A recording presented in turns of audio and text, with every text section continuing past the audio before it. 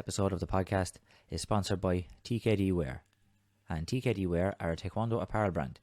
They do a range of t-shirts and polo shirts for men, and for women they do t-shirts, crop tops and leggings. They also do a range of useful accessories such as gear bags, shakers and neck scarves. So make sure to check them out at tkdwear.com, and you can use the promo code BLACKBELTER for 10% off. All details will be in the description. So, what's up, Phil? How are you? Thanks a minute for coming on. I'm good. How you doing, Jamie? I'm all good. So, so you're back in the gym the middle of April. We've got the under 18s back, yeah. So at the moment we're allowed to teach outside, and we've got a limitless number of students that we can teach outside at the moment. But from the 12th of April, we're allowed to have under 18s, but it's going to be, restricted numbers, and they've got to be kind of socially distanced. They've got to have their little spaces in the studio, in the dojang. So it's going to be non-contact. Is that the idea? Yeah, non-contact to begin with. Now, this is deemed as phase 2 of the return to contact sport. Now, phase 2 means you are allowed to use like kick shields and things like that, but you have to stay with the same group all the time. So one instructor works with one group. So you can't then have an instructor working with a different group. So that's the possibility there. And then in between each person that's using the kick shield, if it's one instructor that's using it, first of all, the instructor has to wear PPE, and then you have to wipe the kick shield down. Or you can get groups to work with each other. Again, they need to wear PPE if they're holding. Okay. But yeah, we're still getting our heads around it. I've got punch bags. I've got a punch bag for each person in the dojang, so that kind of works. But it just means there's not much space to move. But anyway, we'll make it work. Yeah, we did invest in some bobs and some freestanding bags there a couple of months, because like that, it was looking like people are going to be training on their own, can't hold pads. So it was, right, well, we can do this when we are in the gym and do get back to the gym. We can do something that looks like sparring and some different techniques, that hitting something without somebody having to hold a kick shield. Also, remember, it's not good for your joints to be hyperextending your joints and without making any contact with it on things. It's okay to do light sparring, but actual contact sparring, you need to hit something. Yeah, it's not good for you. Yeah, for sure. So I suppose to take it back to yourself, how did you get started in Taekwondo? Where the journey begin for you? Wow. It started when I was 15, and I was bullied at school. It was 6 months of hell, and I would just walk out of the classroom. The guy would be there, just come up, punch me in the face. There was no reason behind it. He didn't want money. He didn't want anything. He just wanted power over me for whatever reason. He just didn't get on with me. He didn't like me. And yeah, end of games, he'd wait for the PE teacher to go into the school, and then would bundle me. And like all the other kids, it's a typical kind of school scenario where everybody's around shouting fight, but there's only one person fighting. I had no confidence because he would just beat me down every single time. And it got to the point where I didn't want to go to school anymore, and really just wasn't enjoying the whole experience. And at that time, I was working locally in a supermarket.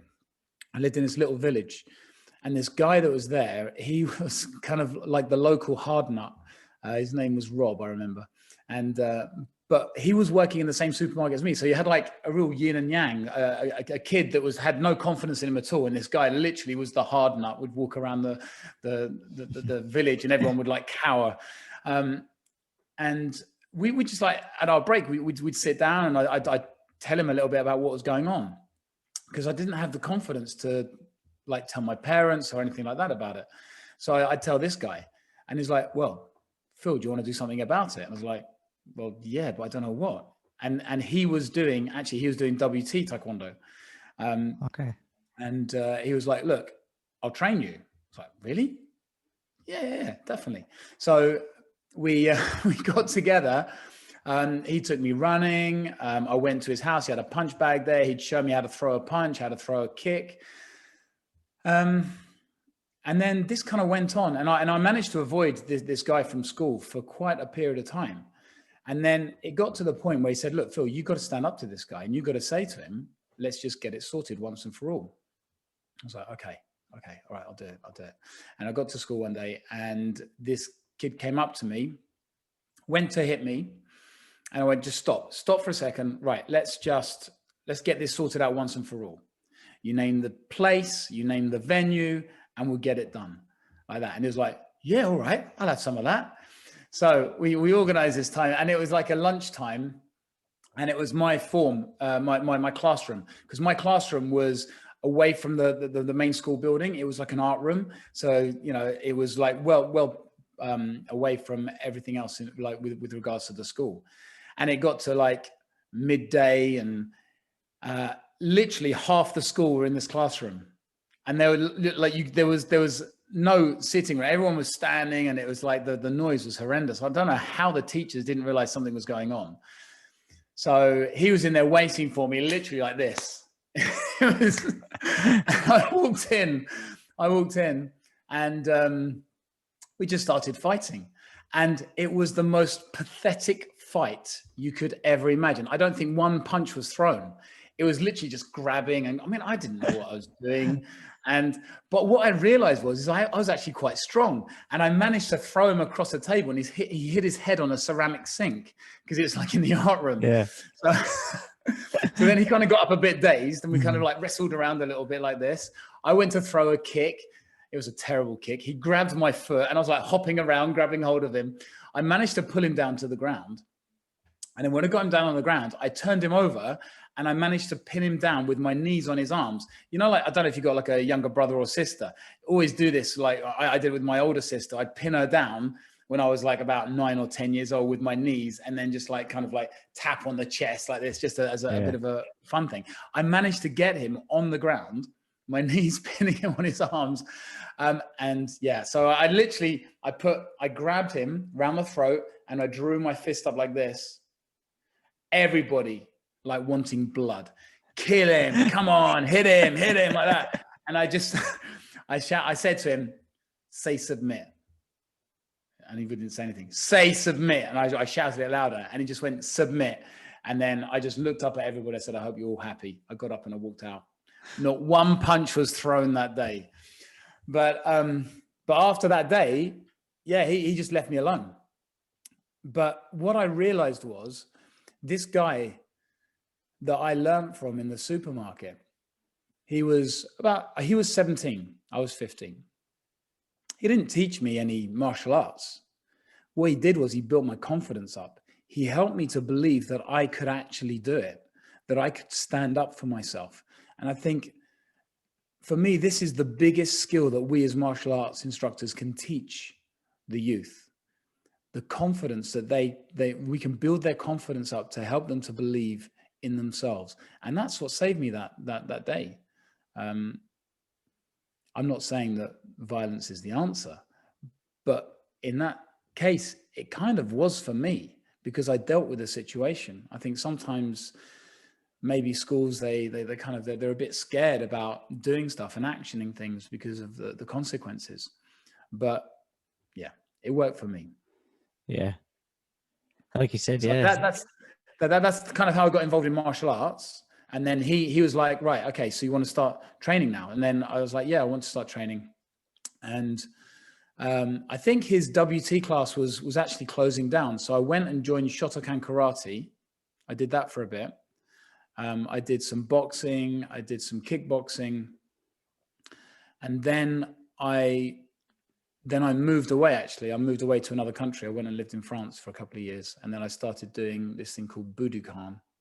I trained in that for about a year, and then came back to the UK in 1990, and then started Taekwondo. Yeah. So I was about 19. Bounced around a few martial arts along the way. Yeah. Before settling Had on a little Taekwondo. play around, yeah. Well, at that time, you know, we were all watching the Jean-Claude Van Damme movies, and the one for us was No Retreat, No Surrender. I mean, not a lot of people will know that one, that Jean-Claude Van Damme movie, but it was one of the original ones. And it was really poorly shot and really poorly acted, but it was like, wow, we want to be like that guy. And then of course, Karate Kid as well. Karate Kid, yeah, that's one of my favorites. That was one for me, the original Karate Kid, and when he won it with the big trophy at the end, I was like, that was it. I was like, I want to win a big I trophy want like one of that. them. That was kind of it, yeah. That was it. That was it for me. Yeah. Yeah, I love that movie. Yeah, it was mad, like you said, like, but he gave it the confidence, like from hitting the punch bag and throwing a kick, like not actually even like no sparring or experience, like you said. It just like it built you up from hitting the punch bag to that feels good to all right. Let's see what happens when I have a go off this guy. It's something that I do now, even in the classes. It's for me, it's about posture. You know, I in fact, on social media the other day, I put a post up. There's a photo of me as this little scrawny kid, like little plump kid in the corner, away from everybody else in this school photo. And my shoulders are hunched over, and I'm down like this, and I'm kind of like grinning a little bit. But I just had no posture. I had no belief in myself. And what happened in that process of me just going and training with this guy, him telling me that I can do it, because if you think about the self-talk that we have, and I do quite a lot of this nowadays with the other work that I do in hypnotherapy, you know, our self-talk, how we speak to ourselves, it's so important because you're always listening to what you're saying to yourself. So if you're saying negative things, that you're not good enough, that you can't do it, of course you're going to believe it. So then you've got to say the other way. So it's like when you're competing, you know, when you were competing in 2017 for the world title, you know, I'm sure there was no doubt in your mind you're going to win it. You knew it from the moment you stepped on the mat. Yeah. You have to believe in yourself. Yeah, for sure. For sure. And definitely like that was like for me there, that was probably the most kind of confident I felt going in, just like you said. Not that I was more trained or more like, it's kind of it's just belief that you're good enough, I suppose, you know, like you said, that like, and that idea, I suppose when it comes to competition, like only one person can win, you know what I mean? And then you have to believe that, why can't that one person be you? You know, it's that kind of the kind of thinking. And like even for that, I remember going in like thinking that would have been the first time I had 5 fights to win. Every other time would have been 4. And I was thinking, 5 fights, that's a lot of fights, you know, to win. Can I win? And I was thinking, can I win 5 fights? And well, somebody's going to win 5 fights here today. So why can't I win 5 fights? You know, it's that kind of thing, that why somebody has to win, so why can't it be you? You've got to start by believing in yourself. It's the only way. Yeah, 100%. And like, did you compete then in any of those martial arts, or were you just training, and were you just for like physical and I suppose mental development, or was there competition to your training? Not in the early years. I mean, when I was doing Shotokan, no, I didn't compete. And then, and I only did that for about, I think it was about 9 months I did Shotokan for, and then it just wasn't for me. I did boxing. I was supposed to go to a boxing fight, never got there because the van broke down on the way there. So we never got to the boxing match. And the kickboxing, that was a bit of playing around at the beginning, but I kind of returned to kickboxing once I started Taekwondo. So I did Taekwondo I started from 1990, and then I started kickboxing again in 92. And then, of course, I was competing in Taekwondo at that time as well. And I won the British, it was a BKBU title, semi-contact middleweight title. Can't believe I made middleweight. That's under 75 kilos in those days. It's just not even possible. I'd have to cut a leg off now to get that weight. But yeah, so I won that title in 92. And then, yeah, just competed as a color belt and then on as a black belt in Taekwondo. And then like when you got to black belt in Taekwondo, was there any kind of competition after that, like in terms of representing England, anything like that? Yeah, so I had a bit of a journey because when I moved to Malaysia in 1994, and I trained with a guy there who's still my instructor, Grandmaster Tan. And he changed my whole outlook, because I didn't think that I would ever be able to get to the national level or international level. I thought I was just going to be another black belt. But again, somebody else who really influenced my life and helped me to believe in myself. And I spent 2 years in Malaysia, came back, and then tried out for the national team. And of course, at that time, you know, there was only one ITF. So it was really very, very competitive at the time. And so I came back from Malaysia in 96, and then I made the England team in 97. and we went to Slovakia for the Euros and to St. Petersburg for the World Championships, and then stayed competing in England, I think, for England until 1999. Then I had a break, did a bit of coaching and umpiring and a bit of coaching, came back to competing, back to coaching, umpiring, and then retire. So I've been quite busy. Yeah. What was your first experience competing at I suppose, that kind of level? Going to a World European Championships? Yeah, European Championships was Slovenia in Zrece in Slovenia in 1997. Oh, it's just incredible. And just being part of the team, you know, when you go to an individual tournament as an individual, you're literally just doing it for yourself. But when you're there as a team and you're sleeping in the same hotel, you're eating at the same table as your teammates, it just creates something so special, and you have a belief within you that you can do anything. And then, you know, the way you support each other. It was my first experience of having like I think it was a 3-day tournament at that time. So first time experiencing the 3-day tournament. I had that before. And it was amazing. Yeah. Great memories. Yeah. Yeah.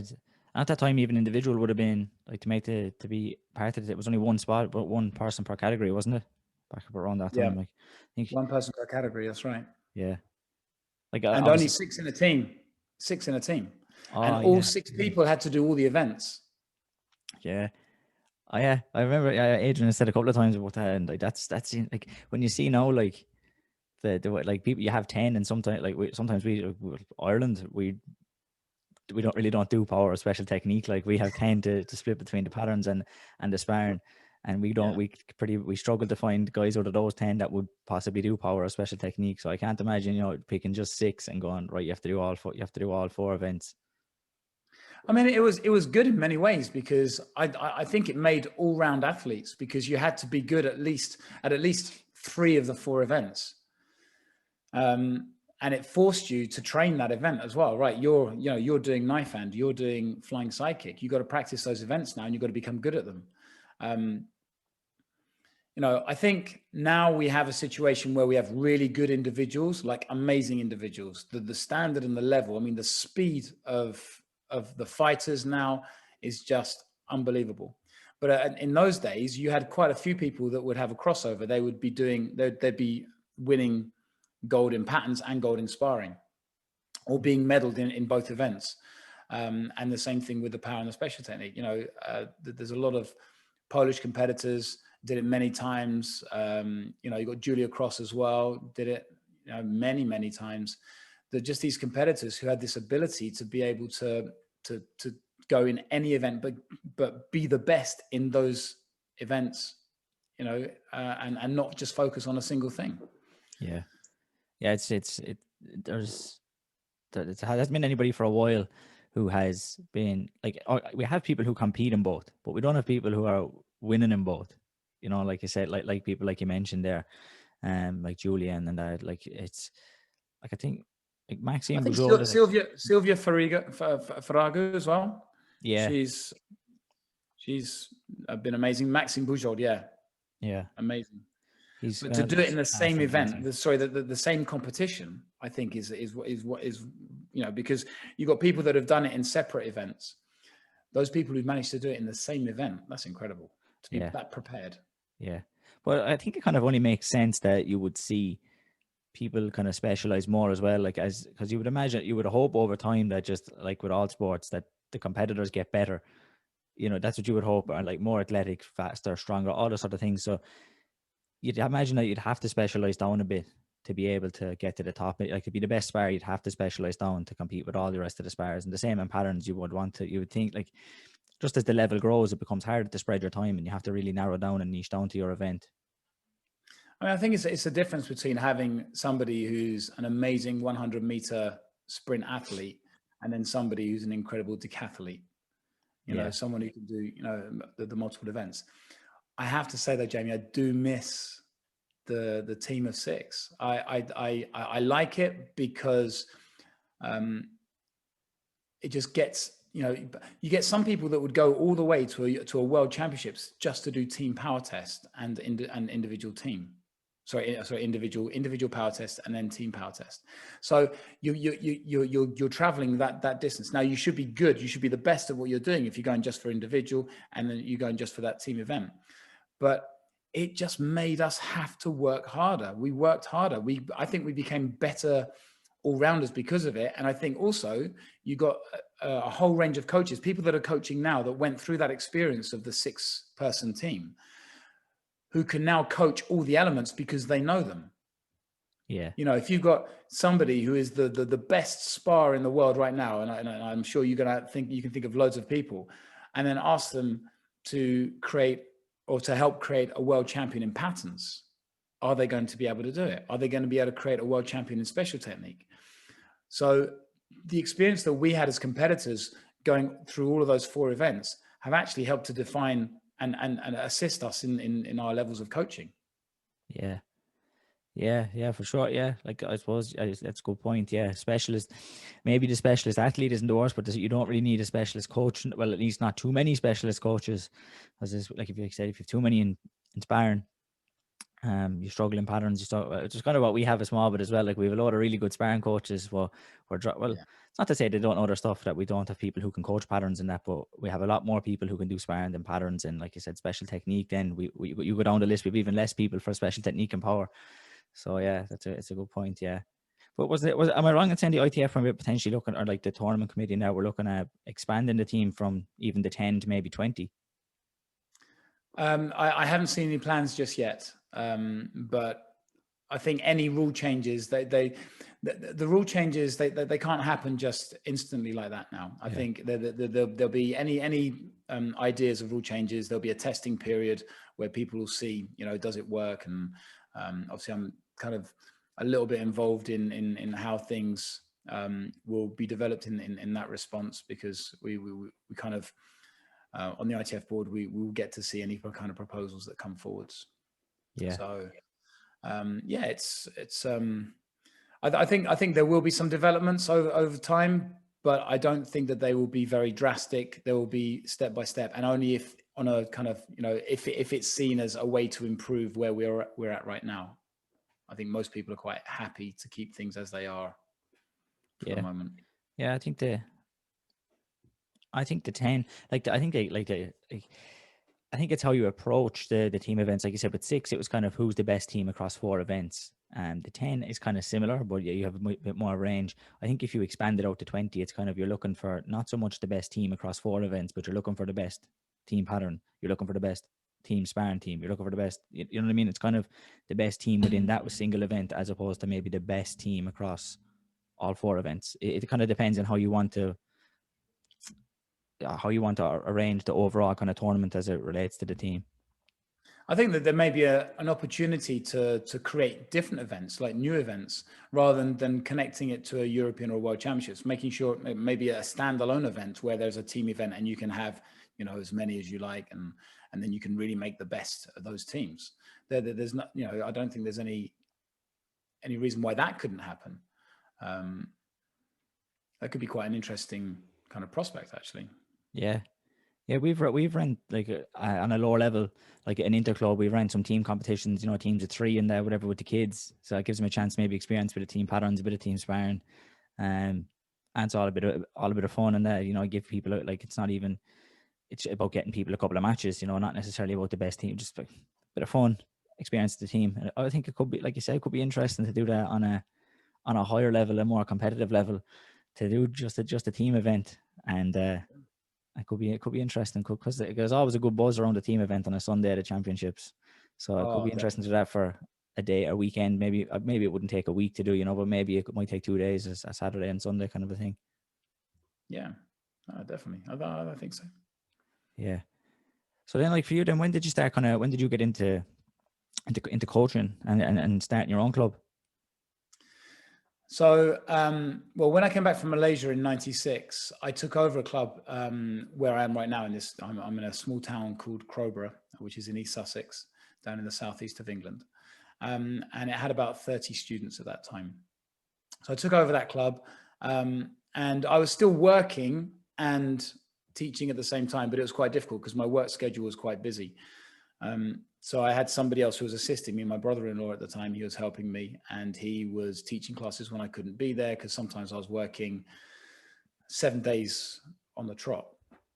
And then gradually I got to the point where I was ready to become a full-time Taekwondo instructor. And it was only when I became a full-time Taekwondo instructor that I realized the opportunities that were out there, that I could actually do it. Because I was able to give more time to create more classes and to teach more people. So that happened about would have been 1999, I think. Yeah, about 1999. And yeah, so that was a big step for me, a massive life-changing point. And then it just meant that I was able to give a bit more time to my students, a bit more time to myself. I trained myself for the 99 World Championships in Argentina. And that was really good preparation. And then when I came back in, well, I think it's around 2000, I started doing a bit of umpiring. I had a bit of I had a fallout with the national team at the beginning of 2000, and I felt it was time for me to step away from the team. It was my choice to step away. I didn't feel very happy with how things were at that time. So I stepped away, and then instead I thought, well, I still want to be involved with the European Championships because it was all about going for Edinburgh. So I managed to become an umpire. So I was an umpire, and I umpired there, and then I umpired in 2001 in Spain as well, and also in Rimini at the World Championships. I umpired there. Yeah, and also actually in Rimini, it was quite interesting with Grandmaster Donato Nardizzi. We both did a pre-arranged sparring sequence in the opening ceremony for the general, which was amazing. That was a wonderful, wonderful memory. 2002, I coached in Czech Republic and for the Euros, and Puerto Rico for the Junior World Championships. And I think I continued doing a bit of coaching. Yeah, coached in Poland, in Warsaw for the World Championships until 2005. And then 2005, I returned to competing again because we had a new coach, Master Tom Dennis. I think you might know him. He's one of our really successful coaches in England. So yeah, and just a few of us got together, and we got a few of us got selected for the team, and we had a brilliant European Championships in Italy. We won team pattern, and then we had a World Championships in Dortmund, and we won the team power at the World Championships. So all in 2005. So that was good. Yeah, competed in 2006, and then back to coaching 2007, 2008, then back to umpiring 2000. It really sounds like I'm chopping and changing, but it's because I like to keep myself busy. All right.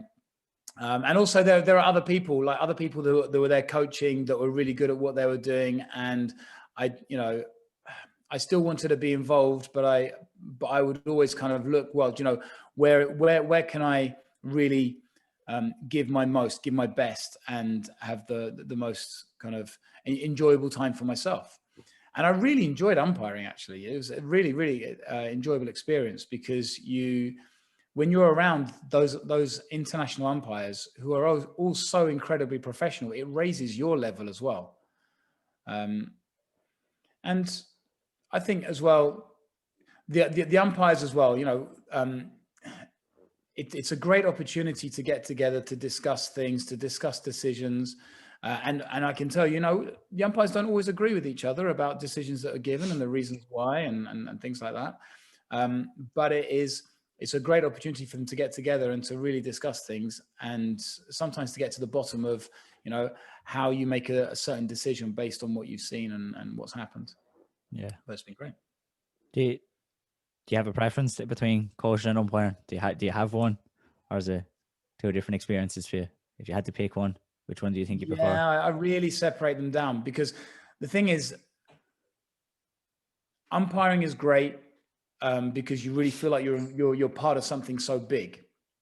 You know, you're part of that big machine that needs moving all the time.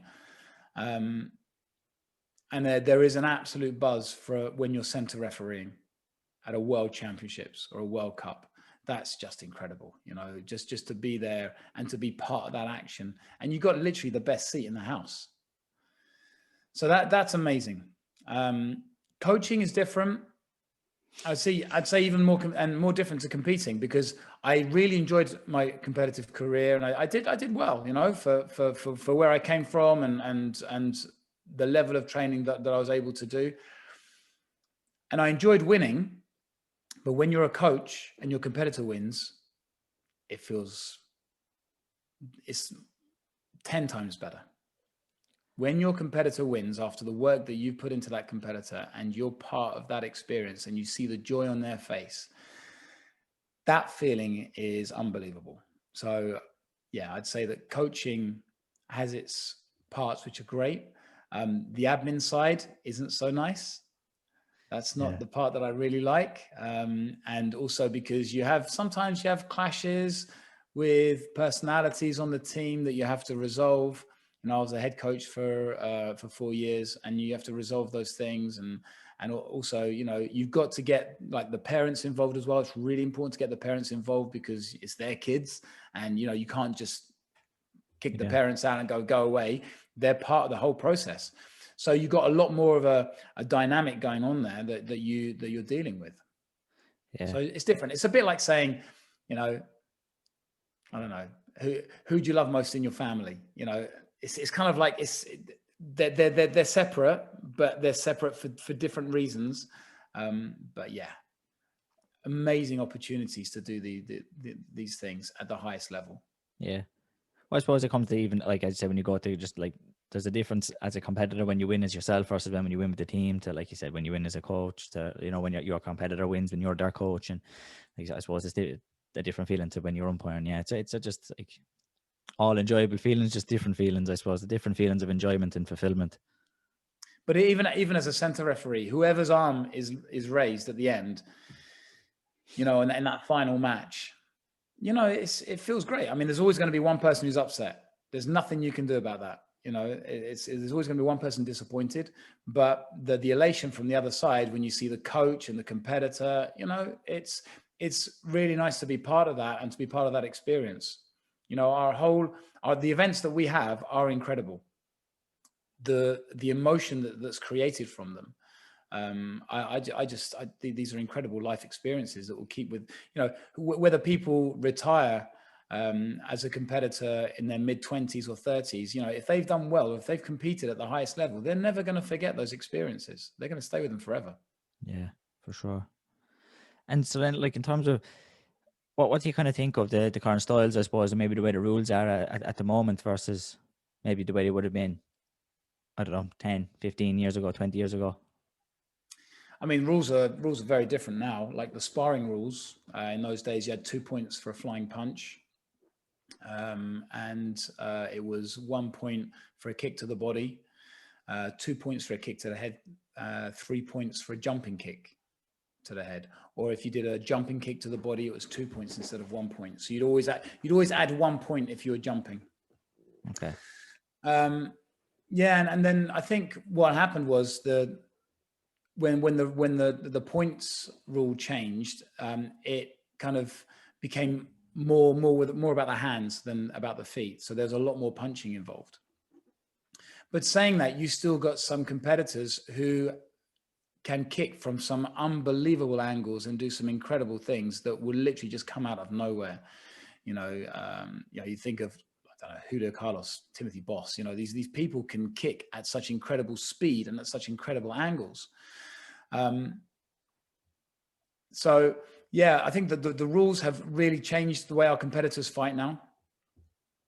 There are some rules that I don't necessarily like, and there's some rules that I didn't like to enforce as an umpire, but you have to enforce the rules. You know, the deduction of a point for grabbing, and then what is a grab? You know, when they clinch and they come back out again, is that a grab?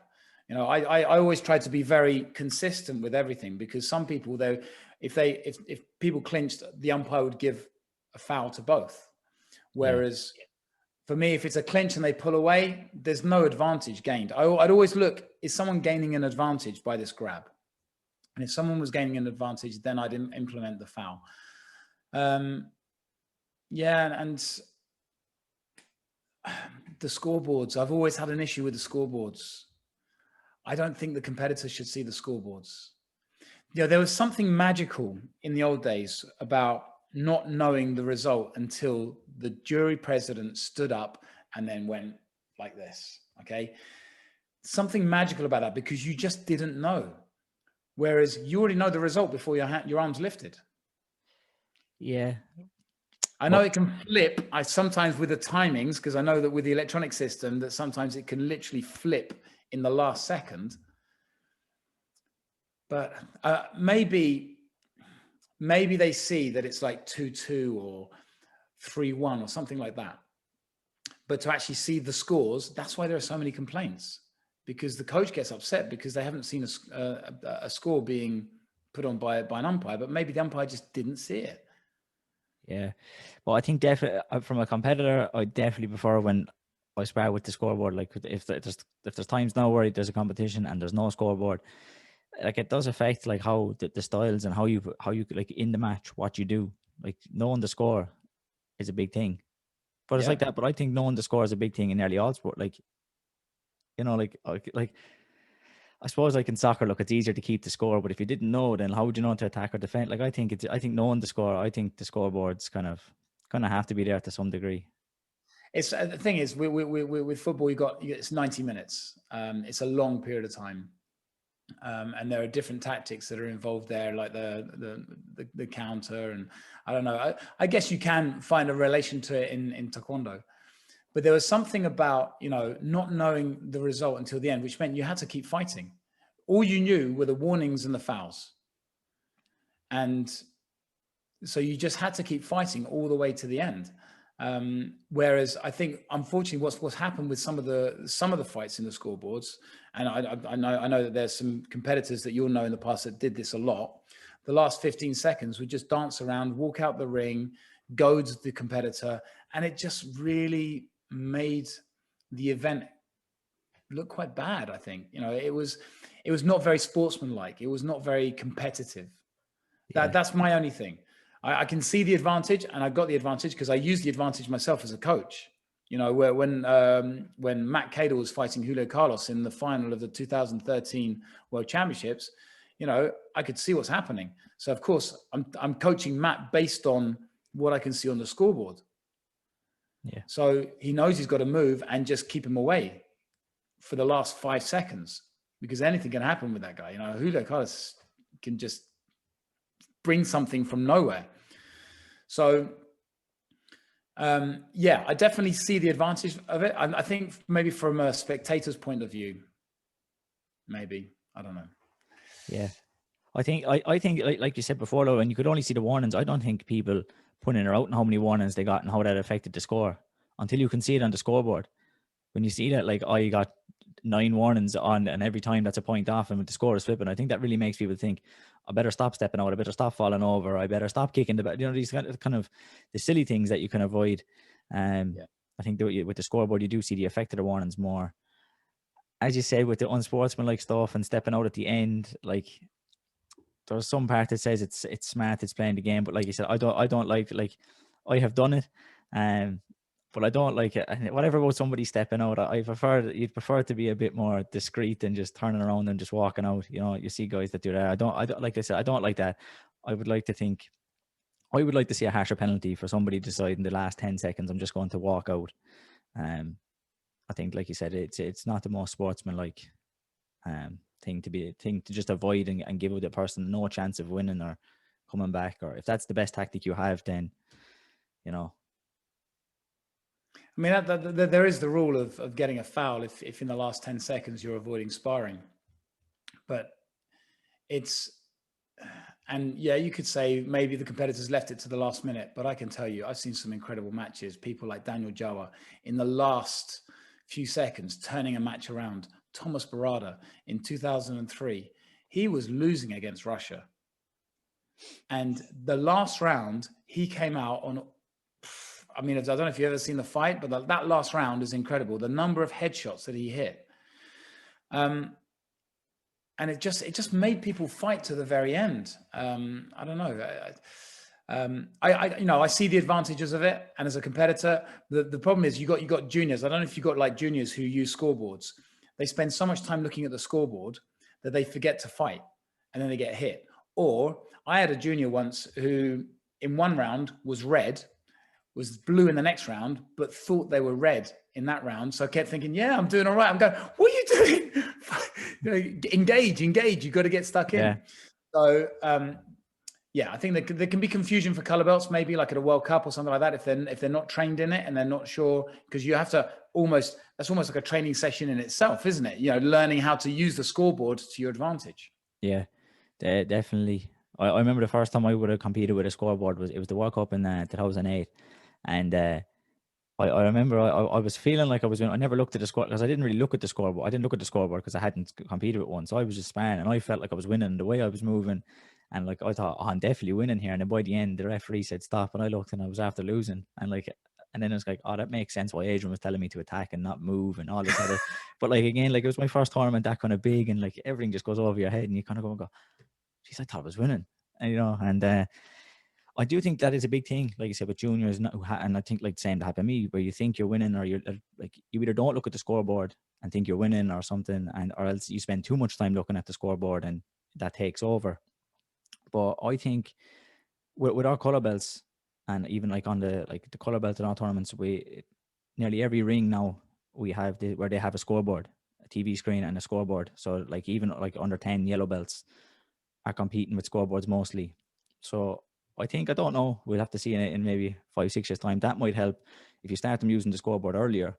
Is it something they're just used to by the time they get to into an international tournament? I think that in Ireland, though, you've got a great setup. You've got all of your rings of electronic scoreboards, so people grow up with it. They're used to it. Most other countries, they don't always have that. Some countries do have it. Some countries are still working just with flags, and clickers. So it's not everyone can afford it. Yeah, I'm hoping. I think it could be an advantage if the scoreboard is something that is going to stay, which I hope it is. Might be something that hopefully we'll see the benefits of coming soon, because like we have had the scoreboards for a long time in the black belt divisions, but down in the color belts and starting them like as kids, being able to see the score, and you do see even then they struggle with the score, but they're looking and they think, oh, I'm winning, and like they look at the wrong color, like all that stuff. It's better. Maybe those mistakes will be made earlier than at a World or European Championships. Yeah, I think so. Yeah, I think the holding one though is, like you said, is an interesting one for the foul, because oftentimes it's very much like even the angle of that the referee is at to the competitors, because like sometimes it depends on how it looks when the hand comes over the back.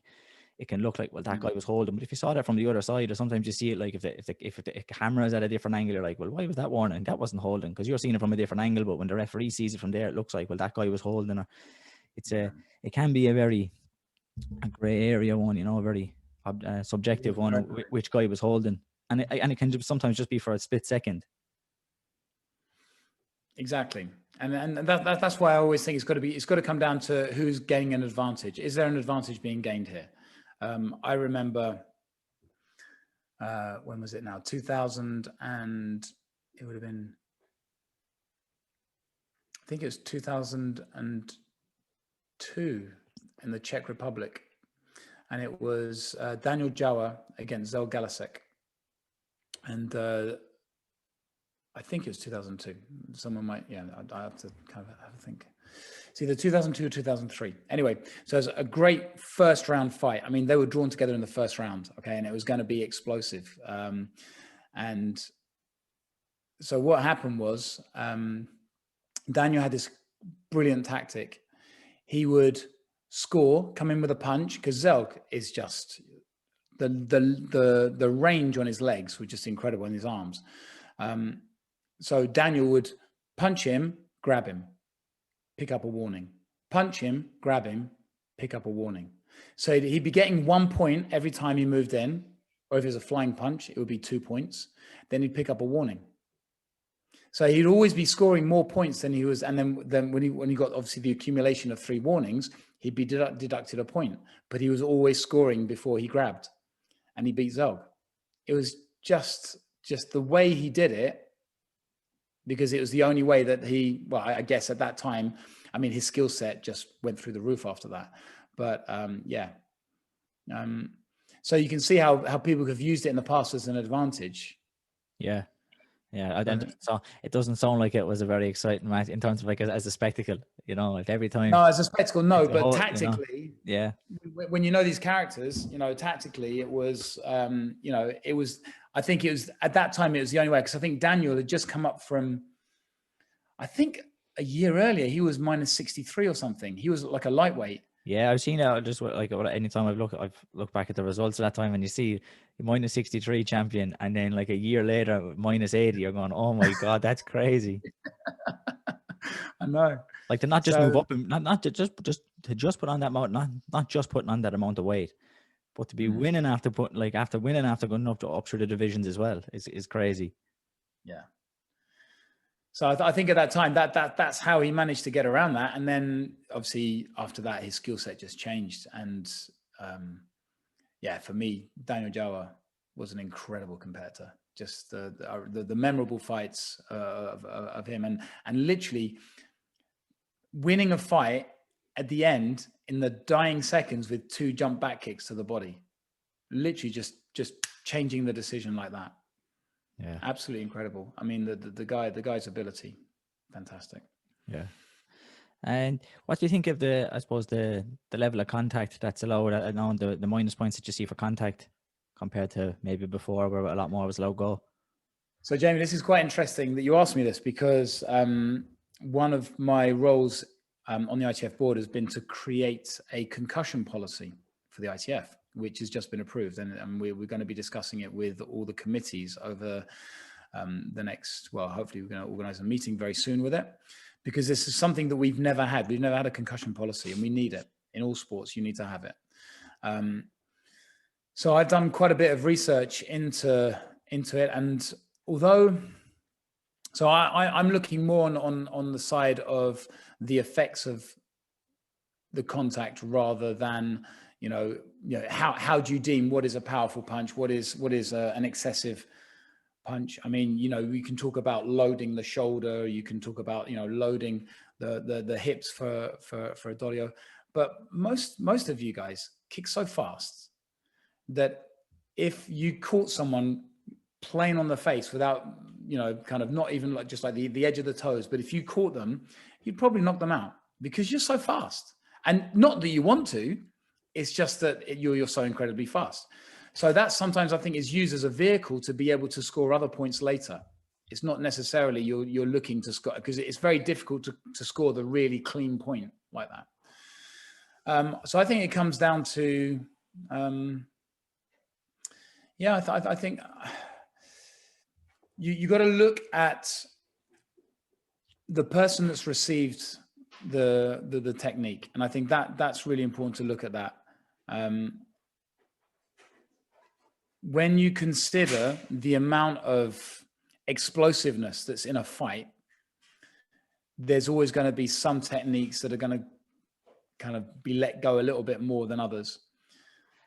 I think as well, when you look at the different weight categories, I mean, you're microweight, and then you're thinking about someone like Zach Espy.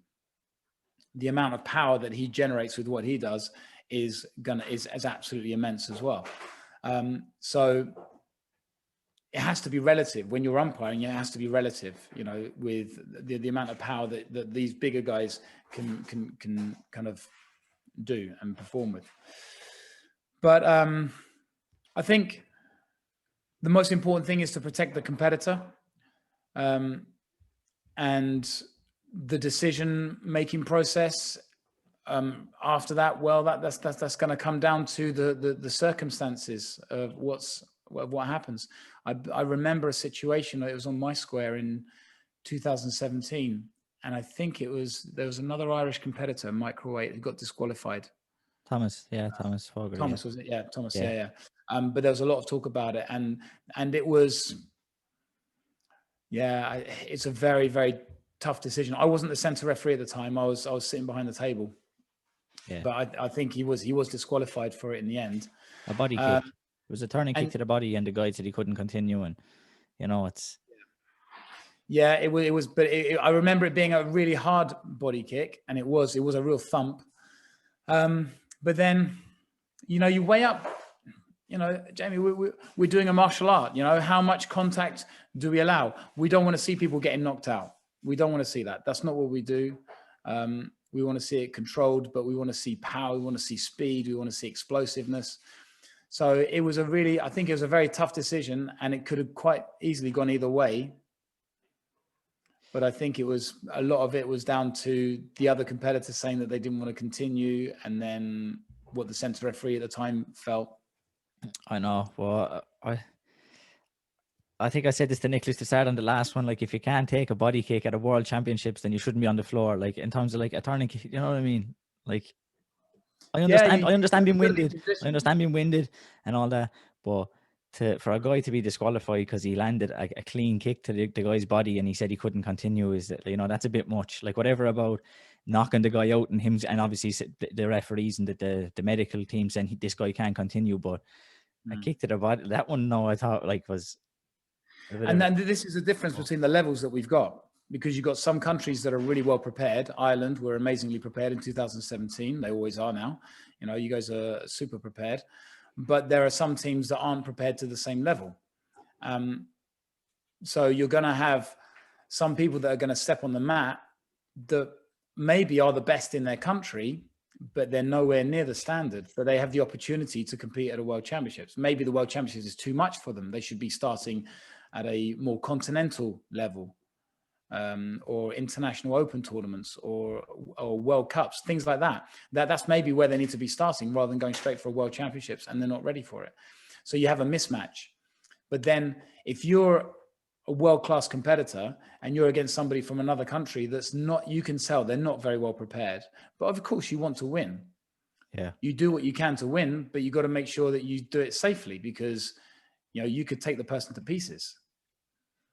So yeah. There is, I'm looking at it obviously from an umpire's point of view, but as a coach, I would have been gutted if my competitor had got disqualified. Like Thomas did. Yeah.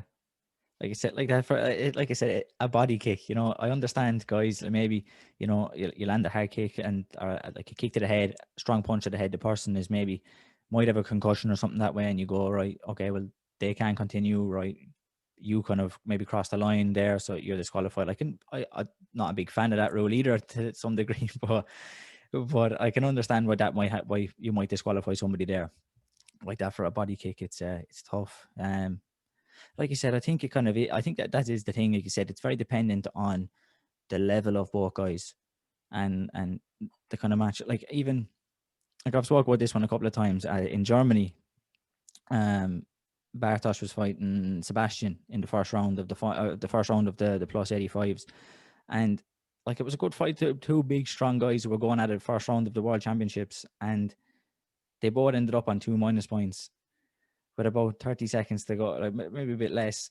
But it kind of changed the fight then, because both guys are on eggshells then, and they're not really like, well, I'm afraid to go to the hands here because I could get disqualified, and it changes it. Whereas I think it was fairly even. I thought maybe there was no need to jump straight away in. Like, every time they came together, stop, minus point for it. Like, every time that they came together, there was a stop, and either one of them got a minus point.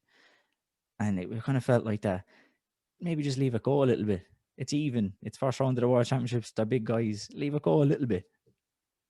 I think as well, the thing that we got to always look for, and I think now even more so, is going to be the safety of the competitors. These guys are competing at World Championships, but they are very experienced as well. So, they still need to have that ability to be able to look after each other. The last thing that the ITF wants, and the last thing that any team wants from any country, is to see something really bad happen. where, you know, you've got quite obviously a mismatch of some kind, and somebody just doesn't get out of the way. Most of the big guys, they can get out of the way of something, or they can soak it up. And the little guys definitely have the ability and the speed to react and move really fast, and to not engage when they don't need to. But if there are people out there who are less experienced, who aren't able to get out of the way, and they get hit by one of these techniques, we just have to be, I think we just have to be very careful. So I'm I've got to put my concussion policy hat on here, and just we've got to do whatever we can, and to protect the competitors, to make sure that it's still competitive, that it is dynamic, that it's exciting, but look after people. I think that the discussions with like the coaches committee and the umpires committee, and the athletes committees, the other committees that are going to be involved over the next few weeks regarding this, I think are going to be really important to get some kind of clarity of the level of where we're at with this. Contact is tough, Jamie. It's tough. I understand that, yeah, and sometimes it's how it sounds. Do you know anything about Wacko? Do you know much about Wacko at all, and how that works with their contact levels? Again, it's like, obviously points is kind of obvious. It's point, it's touch, pretty much. The light contact, it's like that there's quite a lot let go, but it's still you can see there's a difference between that and the full contact. How they define it, I'm not totally sure. I would have to look into it and maybe speak to some of the guys on how they define it, when it starts to become excessive contact. But like they definitely allow more contact than we do, but then they also have, but that still has less contact than their full contact, if that makes sense. Right. So I don't know. Yeah, I'd have to look into it a bit more. Maybe the equipment as well. We need to look at our equipment, because I remember years and years ago, I mean, I don't know if you ever competed with Macho, the Dyna Punch. No, it was like, I haven't. Thin dipped foam like this, and it was just so thin that you could feel the knuckles coming all the way through. And it's improved now. We've got this big padding here on the front, but of course the glove is still very light. And you know, and I think in other martial arts, they use maybe bigger gloves that are a little bit heavier, so you can't, you know, when the contact is made, it's not as, you know, it doesn't create as much impact. Yeah. So I don't know. Yeah, and like I said, it's tough, because sometimes a punch can look powerful, it can sound powerful, but who knows? I suppose the person who really knows is the person who's on the receiving end, you know. And standing back, you mightn't get a full picture. And in terms of the concussions and the concussion protocol and guidelines, I think it is good, and I do think we do need something around that. But how often is there any data there to say, like, how many concussions would you see at one of our tournaments and one of our major championships? Yeah, so I got somebody involved with that, who's a paramedic and also is a concussion specialist. Worked at the 2012 Olympics as well, and he was in charge of all the medical at the 2012 World Cup in Brighton with me. Runs all of the British events that we run, the Open British events down in England. He's in charge of the medical side of that. Now, so yeah, he went through quite a lot of data there. You know, he unfortunately, because the data isn't recorded, you have to go and find the data yourself. And that's one of the things that is in the policy, that the data has to be recorded and kept on file. Doesn't have to be connected to someone's name. We just need to have the data of what's happened. And also there's a return to training protocol as well included in that. So yeah, it's certainly what we've looked at. I mean, I think normally in a European or World Championships, we're probably not going to see a lot of concussions. I think you're going to see more concussions in an open event than you are at the top level. I would say, yeah, it's certainly from the medical documents that I've seen in the past, and because I was in 2011, 2012, I was the chair of the ITF Tournament and Umpire Committee, running the Euros in Slovakia and Slovenia. So I saw all the documents at the end with regards to all the medical procedures that went on, and the number of concussions is quite low. It is quite low. So I don't think that the policy in itself is going to be throwing loads of people out. It's not going to happen. But what it does, it just gives us a protective level of security that we currently don't have, because any, international world governing body will ensure that every single sport has got some form of concussion policy. Because we think about the repercussions in the future. They're even talking about it in football right now, about the amount of contact from the number of headers that people do when they head the ball, and the consequences when they get older with regards to dementia. So we just have to be very careful with this. I don't think it's going to affect the competitions that much. Probably if it affects any competition, it'll be the World Cup rather than the World Championships and the European Championships, because the World Cup, you have slightly less experienced people there. Yeah. But even, I suppose, like the challenge from our point of view would be like I suppose when there's in rugby, and I know now even like I said in football and soccer, it's going to be the same, where the player can leave and go for the HIA, and that obviously takes however long it could take, Whereas I suppose for us, you have your 3 minutes kind of time for the injury stoppage, and I don't know, can you carry out a HIA in that length of time? I wouldn't imagine so. So are you stopping the match? Like if it's mid-match and you think this guy or this girl is concussed, can you properly assess it in the time that's given, and then are you allowing them back into the match? And then if they can't continue, then is the other competitor disqualified? And maybe they're not showing effects in this match, but maybe they might win and then go into the next match, or even like maybe they lost an individual and are they fighting team and are they showing effects? And obviously my understanding is with concussion is it's not even the initial concussion that can be the damage, is if the contact's taken soon after, like if you don't, like you said, the return to training and all that, if that's not followed properly, that's where the real damage can occur. So I suppose like we do have there are lots of stuff. variables here. Yeah, there's loads of variables, and they're all things that we've had to look into. We've got a process now that's in place, that as soon as something happens, there's a procedure that happens with regards to the medical staff. They speak to the competitor. There's a certain set of questions called the Maddox questions, the modified Maddox questions that they ask, which are about short-term memory. So that helps them to find out straight away if they are not concussed. It doesn't tell them if they're not concussed. It tells them if they are concussed. And then afterwards, there's some other tests, but also there's a conversation that will be had with the center referee, with the umpires, and also with the coach, to ask what happened and to see, and because also the umpires will be trained in recognizing concussion as well from a contact point of view, from watching. So yeah, that is still going to be under discussion anyway, and fortunately we've got time on our hands because we haven't got any big events coming up just yet. So this is why the discussions with the committee is going to be really important. A concussion doesn't definitely mean the other person's going to be disqualified. Somebody could be hit and then hit the back of their head on the floor and get concussed from the hit on the floor. It's not going to be necessarily from the punch that they've been concussed. It can be from that. It can also be down to how the action happened. If the competitor moved in whilst the technique was being thrown, the umpires will always look, was the technique being thrown first and then it hit the competitor, or did the competitor come in as the technique was being thrown?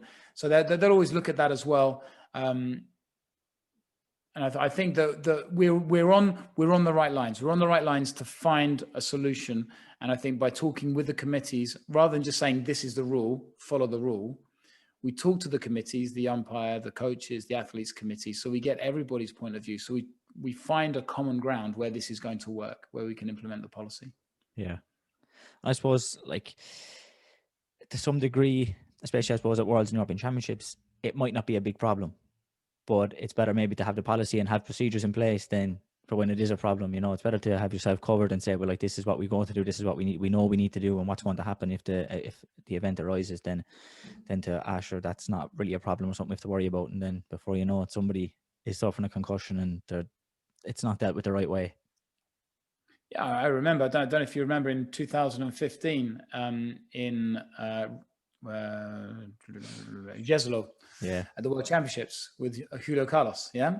Yeah. And he wanted to continue. I know you got up. Yeah. He was bouncing around. I want to get going. But Yeah. yeah. Yeah. So there would be a whole process going around about that with regards to, well, there's two things. First thing is, can that competitor continue for the rest of the tournament doing other events? Because there is a risk. Because if you're in training, all right, and you get hit in the head and you get, or say, for example, you get concussed, you're probably told by your doctor that you can't do any activity for 3 weeks. No sporting activity at all. Yeah. So if you get concussed on the Friday of an event and you still got team events on the Sunday, you can't do any activity because there's a risk. Yeah.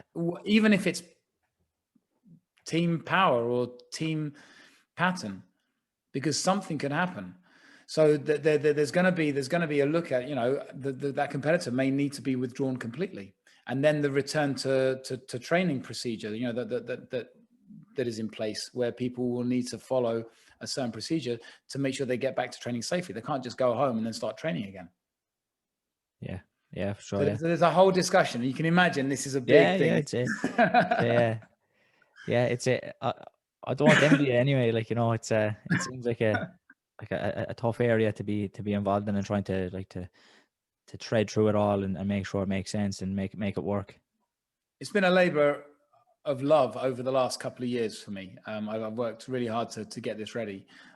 We want to, and the priority is always going to be the competitor. Make sure the competitor is safe. That's always good. It's always going to come up to that point. That's the most important point. Yeah. I suppose you mentioned it already, the organising the World Cup in 2012, and you've already mentioned you wore many hats. So you've had a coach, umpire, competitor. You've been a tournament organizer. What was that experience like? Yeah, it was very mixed. So what happened was, obviously 2010, the World Cup was cancelled. It was supposed to be in Las Vegas because of the sad passing of Grandmaster Tran. And I think 2012 was supposed to be maybe Brazil or somewhere like that, and then they just withdrew, and so there's no candidate. And so I put forward an application for it because Brighton is a fantastic place to host an event. It never had an event like that before, and yeah, it's a great event. I think the event, people that were there, it was the biggest event at its time. We had over 1,500 competitors, from well over 50 countries. And that Saturday night was buzzing. The whole event was incredible. And I did take a lot of positives from it, but I took a few negatives as well because it was very, very difficult to organize. And I think my planning could have been better, and my delegation could have been better as well. So I recognized I made a few mistakes, but I believe we delivered an amazing event at the highest level, and a very memorable one that people still talk about now. And there's still videos of it going around, and I've still got some DVDs of the finals actually. So it is really it was a good event. Yeah, definitely. It was like you said, it was a massive event. There was the big tournament I don't know if it still is, but I definitely at the time was the biggest tournament I was at by a long way at that time. So yeah, it was pretty crazy. Like divisions with 100 people in it. It's if we could do something like that again, it'd be great. I don't know how if that How happened. did you get on with it? Me, look, in terms of results, it doesn't sit too fondly with the results. Didn't win any medal, unfortunately, and it was one of those where I felt like everybody else around me was winning medals and I wasn't. So one of those, it was a learning curve, I suppose that one was. But the thing is, you got to go through that period to be able to get through to the successful period. You got to see that. And some people they'll rise to it, and some people they'll just go, it's not for me. I'll never get to do it. But to rise to that and to see it as just purely experience, because that's all it is. And you learn so much more from when you lose than when you win. Winning is nicer, of course, but you're learning so much more about yourself. Yeah. And you did the work, so it's good. Yeah. It's a nice place for an event. It was nice, very nice, yeah.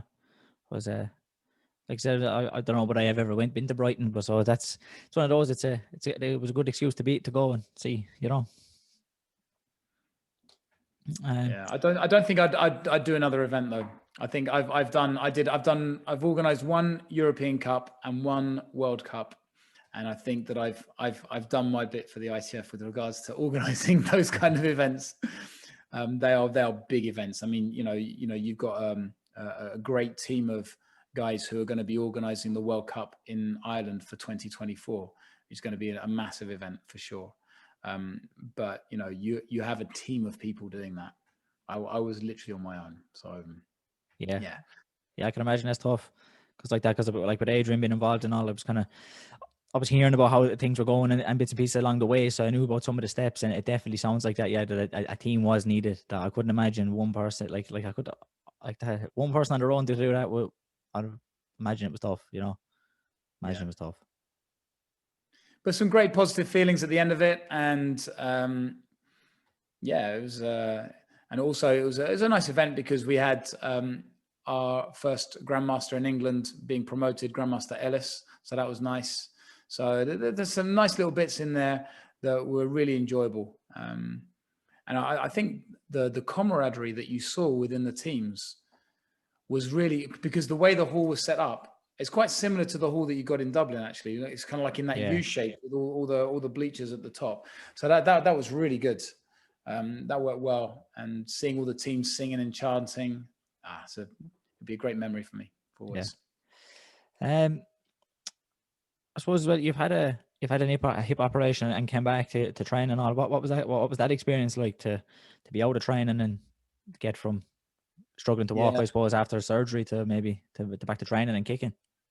So my last event, I competed as a advanced senior in the 2014 World Cup in Jamaica, and I picked up an injury about a month before.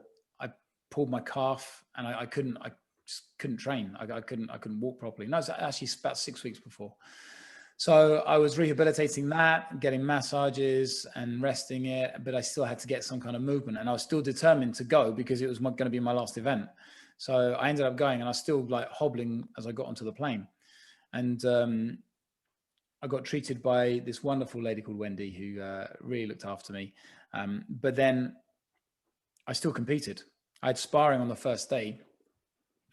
And what I realized was, and in fact, I was fine. By the time I got on the mat, I could move, but then I threw one kick and then my calf just went again. And I was like this. Now, fortunately, I mean, I'm a right. I was so easy to read as a fighter, easy to read, like a book, really. I was always a right-legged kicker. So I'd always have my right leg in front if I was going to kick. And if I was going to punch, I'd have my left hand in front. So I was jabbing with my left. Oh, you're one of them. My left hand. So easy. But, it kind of worked for me, and I made it work for me. But I couldn't put my right foot down. So I literally had to fight with all of my weight on my left leg, and I'm kicking with my right, but I couldn't put my right leg down because my right calf had hurt. And I went through every single round like that, and then resting it, icing it. So in the end, I got into the final, and I won the final against Argentina. And then I went and I thought, oh, great, calf is great. Brilliant. Well, let's carry on. So I did patterns. As well. I mean, normally I shouldn't even be able to put my foot down, but I did the patterns, got into the final and lost against Lillian, which is okay. I don't mind losing against Lillian. Fair enough. Yeah. And then I thought, I'm doing great. Let's do power tests. So I did power test. Then I didn't get anything in the power test, but then I went for the special technique, which was the most stupid decision that I could have made, because you're talking about doing flying high kick and the flying side kick. And it's just, I think I just built up so much confidence in myself. I felt I was indestructible because I managed to get that far with that injury. So I went for the flying side kick, and I just landed really badly. And I tore my meniscus in my left knee. So then, then I really couldn't walk. And then when I got home, I had an operation on my left meniscus. And as a Taekwondo instructor, you just like to teach. So the day after my operation, I was teaching in the class, and I should have had like at least 7 to 14 days of just doing nothing, but I was teaching. So what happened was the byproduct of that was I started walking. I lost my gait a little bit when I was walking, and I was putting too much weight on one side, and my knee wasn't supported very well. So my left hip just started to grind more and more. And then I think there's a lot of degeneration on there anyway. So I lost all the cartilage, and it was bone on bone. And then when I saw the x-ray, you could actually see like the jagged edges, and there's so much pain. I couldn't get down on the floor. I had young kids. I couldn't play on the ground with them, couldn't do anything. I'd kick, and it was like someone stuck a knife in my hip. So I went for the hip operation. Unfortunately, because I said that it was, part of my income, teaching Taekwondo was so important. They managed to get me a hip operation within 2 months. Okay. And I had 7 weeks of rehab, and the surgeon was like, right, so, we're going to give you, I've got a ceramic hip, so it's really smooth, and I think it's a medium-sized one. And he said, just if you're really serious about this, stay on 2 crutches for 7 weeks. Now, normally when you have a hip operation, they get you off 2 crutches within 2 to 3 weeks. And then, you're literally on the 1 crutch for a little bit of time, and then you're walking freely. But he said 7 weeks on 2 crutches. They gave me a program of rehab, and then I created my own program of rehab as well to work on top of that. And I just literally, I think one thing that's really good about having been a competitor is that when you look at your training plan, you schedule everything, you count the number of reps, you count the number of sets. You're so used to doing that. So I was doing that with my rehab. And so I got to the point where my hip got stronger and stronger. And now I can do everything. I can do 360 dolio. I can do twimyo yopchagi, twimyo ditchagi, anything without any issues at all. The only one that I won't do is the 2-direction kick from juche, sangbang chagi. I won't do that. But apart from that, everything else, no problem. And the hip feels great. The muscles are really strong around it. And I ended up becoming the poster boy for hip replacements in the clinic because the surgeon was so happy. So because I created like a blog of going through my daily routine and everything from the point that I went in for the operation until I was recovered. And so he sends everybody to my blog now when people are unsure. Yeah. So hips fully functional. It's great. Yeah, that's great, because for somebody like that, especially I suppose in any martial art, but particularly Taekwondo, the hips are one of the most important things you need. Like, so when they give out, you sometimes might think this is the end of the world, but the fact you came back and be able to do, like I said, everything apart from the sangbang, then absolutely. You got to look after yourself. The thing is, I went through, when I was living in Malaysia, we trained on concrete. There was no soft mats or anything, literally concrete.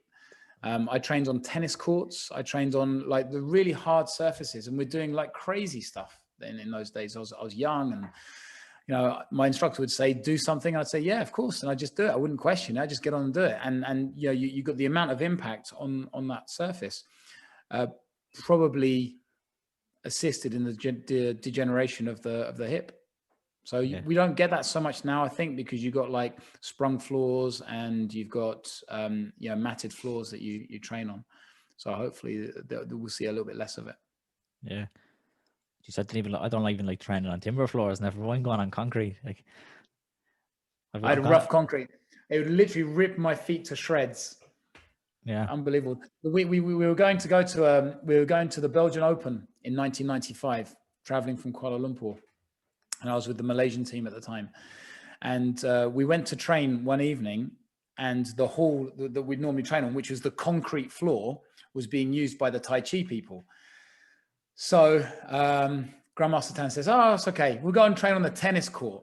So have you ever tried doing a reverse turning kick on a tennis court? No. Well, tennis courts are very grippy. They're there for a reason. So I ripped my feet to shreds. Literally the skin was hanging off. There's blood coming out all over the place. And then what happened was we did loads of reverse turning kicks on there. And it was quite tough training. We went back into the hall when the Tai Chi people had finished. And I had this because I used to have the diner punch and diner kick, like macho dip foam footwear. I always had some of this like electrical tape to fix it, because it would always come apart. So you kind of like wrap it up and you kind of find a way to fix it.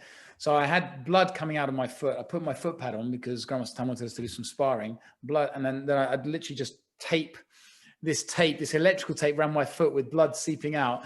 And we just carried on sparring. And then whoever I was fighting, you could tell who I was fighting against because they had blood patches everywhere.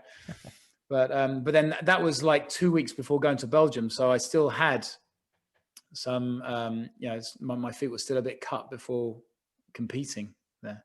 But yeah, we're quite fortunate now, I think, with the surfaces that we've got. Yeah.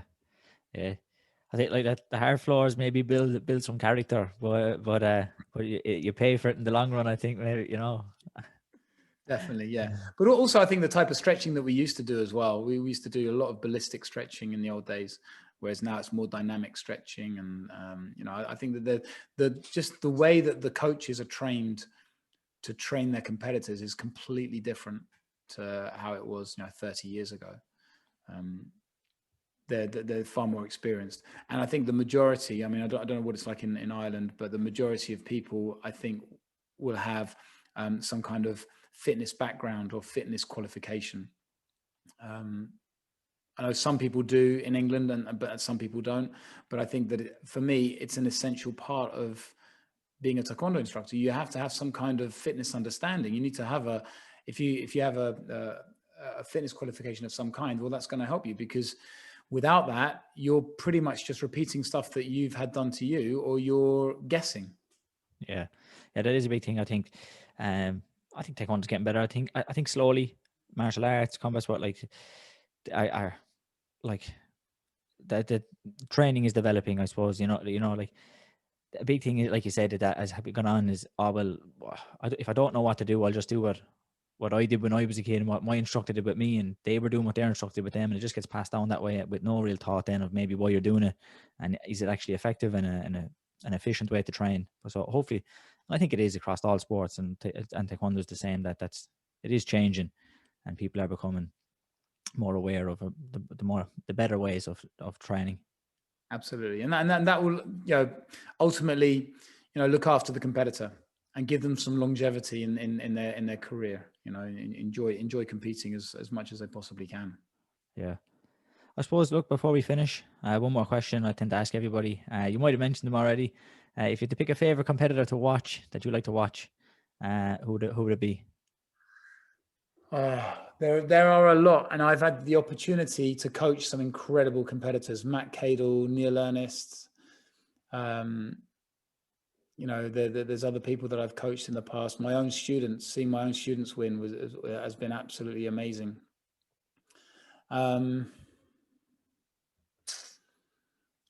So you're talking about the most exciting competitor, or how are you posing this question to me? Just you like to watch. Whatever you decide, the person you like to watch the most. Maybe we'll give you maybe more than one. Yeah. Maybe 2 or 3. Yeah, I think that's good. I loved watching Katja Solovey. Yeah, she was my favorite. Absolutely amazing. Just the ability, the versatility, the speed. Yeah, I'll never remember. I'm sorry. I never forget the $360 she did in the final in Sweden. Yeah. That was incredible. Was it 2013? 10. No, 2010. Yes. Sorry, it was the first Swedish event, wasn't it? Then we had they went back and did it 2013 afterwards. So yeah, and I think it's got to be Daniel Jawa. Yeah. I think So Katja Solovey and Daniel Jawa, they're the two competitors. If they were fighting, I'd be ringside. Yeah. Unfortunately, I've had to. Daniel Jawa had kind of stopped towards when I kind of came to Europe. He kind of stopped competing around that 2010. I think was maybe his last, maybe 2011 in New Zealand, and he kind of stepped away from competing. So a lot of the stuff I've seen from him has been on videos. But yeah, it's a shame. I think I get to see him ringside, I suppose. He would leave things to the last 10 seconds and just turn the fight on its head. Yeah. A good watch. And anybody who has like lots of people who said that have they seen him that he's their favorite. Yeah. Yeah, 2 good picks there, Katja and Daniel Joa. Yeah, Katja would be my favorite across, male, female, doesn't matter. Katja, I think, was my favorite. The way she fought was savage. Yeah, machine, absolute machine. Yeah, like I said, I think we'll leave it there. Thanks, man, for coming on. Thanks for giving your time, and I've really enjoyed the chat. Like I said, you wear a number of different hats, so we've got perspectives from a couple of different point of views. So thanks, man, for coming on. It's been a real pleasure, Jamie. Thanks very much for asking me. Lovely stuff. Hopefully, best of luck. We're going back to in-person training and that, and maybe back inside training pretty soon. And hopefully, we won't be too far behind. Yeah, and hopefully we'll get to see each other again at some event in the near future. Yeah, hopefully so. Take care. Cheers. Thanks a lot. Bye-bye. A reminder to check out today's sponsors, TKDWear at TKDWear.com, and use the promo code BLACKBELTER for 10% off. All details are in the description, and see you next week.